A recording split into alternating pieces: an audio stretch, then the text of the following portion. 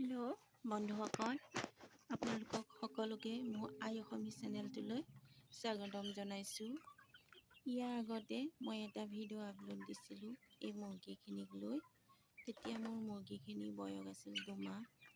এতিয়া 3-3.5 মাহ বয়স হৈছে সিহঁতৰ। আৰু সিহঁতৰ মানে খাদ্য মই বিশেষভাৱে যোগান ধৰিব পৰা নাই।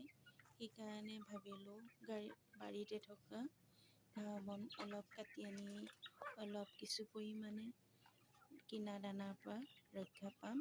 সেইকাৰণে সিহঁতক কিনা দানাৰ লগতে ঘৰৰ বাৰী অলাগতিয়াল যিখিনি বন গজি আছিল সেই বনখিনি কাটি আনি সিহঁতক খাবলৈ দিলোঁ। আৰু চাওক, এয়া খুব সুন্দৰভাৱে তেওঁলোকে এই বনবিলাক খাবলৈ লৈছে।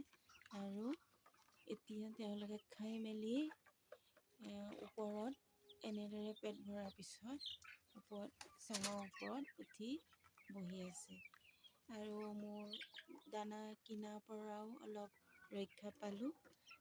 এইখিনিয়ে আপোনালোকেও যদি অলপ দানা কিনাত অসুবিধা হৈছে তেতিয়াহ'লে এই প্ৰক্ৰিয়াটো কৰিব পাৰে। আৰু চাওক, সুন্দৰভাৱে তেওঁলোকে খালে আৰু খাই মেলি লৈ এয়া ওপৰত কিছু উঠি বহি আছে, কিছু মুৰ্গী উঠি বহি আছে শান্তৰে।